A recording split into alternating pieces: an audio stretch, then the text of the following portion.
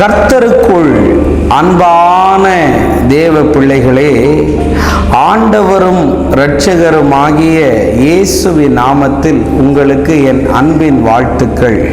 இந்த நாளிலேயும் எபிரேயர் 10வது அதிகாரம் அதனுடைய 38வது வசனத்தை வாசிக்கிறேன். விசுவாசத்தினால் நீதிமான் பிழைப்பான், பின்வாங்கி போவானானால் அவன் மேல் என் ஆத்துமா பிரியமா இராது என்கிறார் என்று எழுதியிருக்கிறது.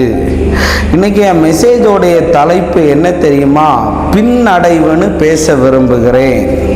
வேதம் சொல்லுகிறது, ஒருவன் அவரை விட்டு பின்வாங்கி போனால் என் ஆத்துமா அவன் மேல் பிரியமா இராது என்று எழுதியிருக்கிறது. இன்னைக்கு நிறைய பேர் முன்னேறணுமே தவிர பின்னடைவாகவே வந்து கொண்டிருக்கிறார்கள். அதற்கு ஒவ்வொரு காரணத்தை அவர்கள் சொல்லுகிறாங்க. என் வேலையினால தான் எனக்கு பின்னடைவு வந்துடுது, என்னுடைய மனைவியால தான் என்னால் முன்னேற முடியலை, என் கணவனால தான் என்னால் முன்னேற முடியலைன்னு ஒவ்வொரு காரணங்களை நீ சொல்லி கொண்டிருக்கிறாய். இந்த காரணங்களை எல்லாம் நீ சொல்லி கொண்டிருந்தால் கடைசி வரை காரணங்களே உன் வாழ்க்கையாய் மாறிவிடும்.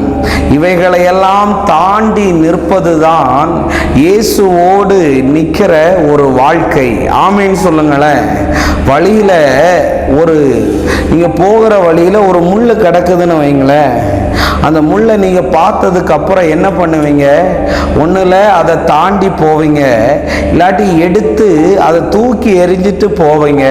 இன்னைக்கு ஆண்டவர் சொல்லுகிறார், பின்னடைவுல இருக்கிற சிலரை பார்க்கிறேன், சோர்வுகளுக்குள்ள இருக்கிற சிலரை பார்க்கிறேன், ஜெபிக்க முடியாதபடி இருக்கிற சிலரை பார்க்கிறேன், வேதத்தையே திறக்க முடியலையேன்னு இருக்கிற சிலரை பார்க்கிறேன், தூக்கமாய் தூங்கி கொண்டிருக்கிற பலரை என் ஆவியிலே பார்க்கிறேன். பின்னடைவில் இருக்கிற நீ அந்த முள்ளை தூக்கி எறிந்துட்டு போன மாதிரி, அந்த முள்ளை தாண்டி போன மாதிரி நீ தாண்டி வருவாயாக. சோர்வுல இருந்து இயேசுவின் நாமத்தினால வெளியே வா. எத்தனை நாளைக்கு இதே சொல்லி அழுது கொண்டிருப்பாய்? எத்தனை நாளைக்கு உன் தோல்வியே நினைத்து அழுது கொண்டிருப்பாய்? எத்தனை நாளைக்கு உன் இழப்ப நினைச்சே நீ அழுது கொண்டிருப்பாய்? எத்தனை நாளைக்கு இப்படி வீட்டுக்குள்ளேயே நீ இருப்பாய்? பின்னடைவில் இருக்கிற அந்த ஆத்துமாவின் மேல் கர்த்தர் பிரியமா இருக்க மாட்டாரா? ஆண்டவர் என்னை மாற்றுவார், ஆண்டவர் எனக்கு ஒரு நல்ல வாழ்க்கையை தருவார் என்று நீ விசுவாசிச்சனா ஆண்டவர் அடுத்த கட்டத்திற்கு உன்னை கொண்டு போவார்.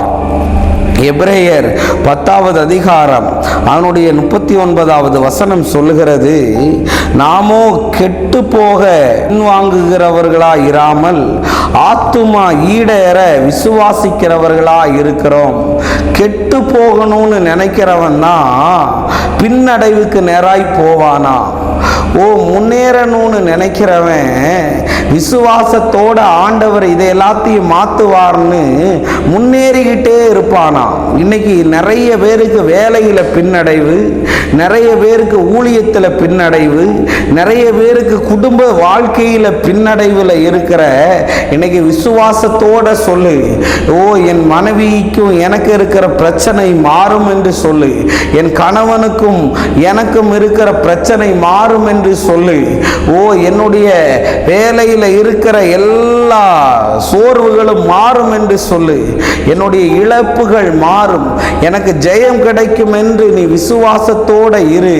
நீ பின்வாங்காமல் இருந்தால் கர்த்தர் முன்னேறக்கூடிய அத்தனை வழிகளையும் உனக்கு காண்பிப்பார். நம்ம ஜெபிப்போம்.